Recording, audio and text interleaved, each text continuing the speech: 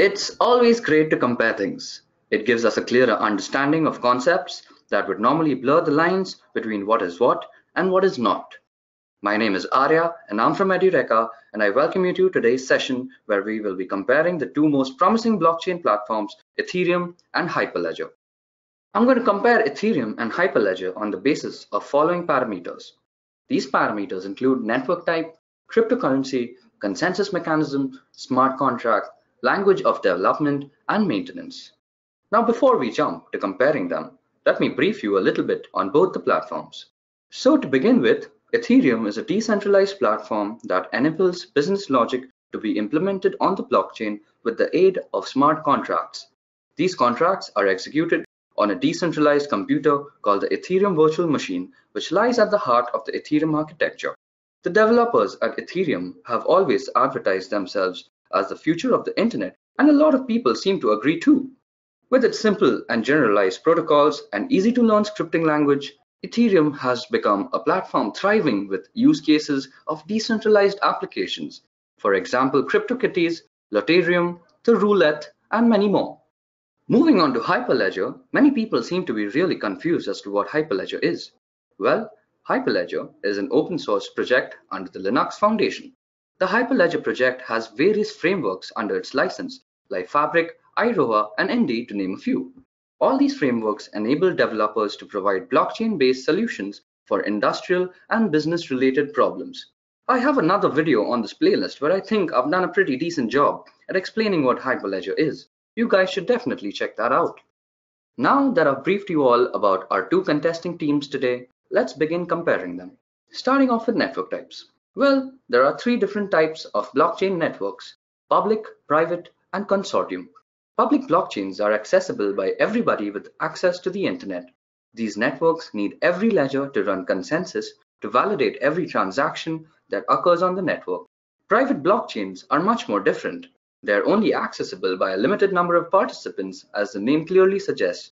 They may or may not even have a cryptocurrency involved with the network, as the network is made to tender to very specific needs. A consortium blockchain, also known as a permission blockchain, is pretty similar to a private blockchain. Aside from its limited accessibility, it also has levels of permission levied on the network by leveraging trust. In our case, Ethereum is a public blockchain network. If you have a computer and an internet connection, you can very well participate in the Ethereum network. This also means that if you were to execute some secret transaction that you're really ashamed of, it'll be visible by everybody else on the network, and thus your secret doesn't really remain a secret anymore. Hyperledger, on the other hand, is a consortium blockchain. It was developed in such a way that you could execute those really embarrassing transactions in complete privacy and confidentiality. Talking about cryptocurrencies, Ethereum has its network-specific coin called Ether. Ether is mainly used to pay for transactions and to buy gas, which is in turn used to pay for the computations committed on the EVM. New Ethers are mined by miners who in turn validate the committed transactions. Hyperledger has no such specific coin. Hyperledger gives the developers the freedom to implement blockchain technology however they want for their business. With this said, if a business deems it necessary that they need a token or a coin for their purposes, they can always implement one. Talking about consensus mechanism, Ethereum uses a proof-of-work mechanism for its consensus. In a proof-of-work based algorithm, a hash function is used to create conditions under which a single participant is permitted to announce their conclusion about the submitted information.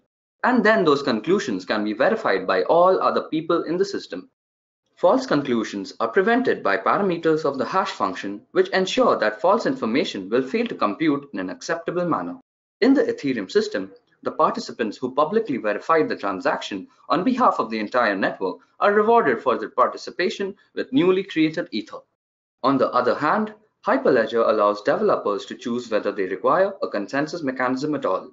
When they do choose to opt for a consensus mechanism, an algorithm called practical Byzantine fault tolerance is used, which is also used in other popular blockchain platforms like Ripple and Stellar. Very roughly, without explaining the whole algorithm, what PBFT does is as follows. Each node on the network maintains an internal state regarding ongoing specific information or status of the network.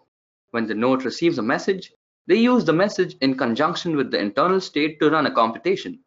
This computation, in return, helps the node to arrive at a decision regarding the validity of the message.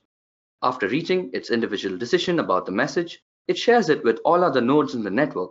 A consensus decision is determined based on the total decisions submitted by all the nodes. The key difference between proof of work and PBFT is that in proof of work, only one node, rather the first node to solve the problem, shouts out the answer, unlike PBFT, which requires all the participating nodes in the consensus to return a decision.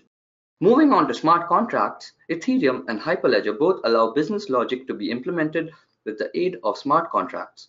Ethereum smart contracts are generally written in Ethereum-specific scripting languages like Solidity or Serpent. Hyperledger contracts, on the other hand, are written in chain code.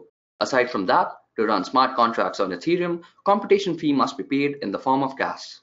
On the topic of language that each platform is written in, Ethereum uses a combination of Golang and Python, while Hyperledger uses a combination of Golang and Java. Ethereum as a platform is maintained by the Ethereum developer community, while Hyperledger comes under the Linux Foundation. So much like other Linux projects, people from all over the world can help Hyperledger get developed as a project. Now that we know the differences of both the platforms, let's go through a use case of both of them.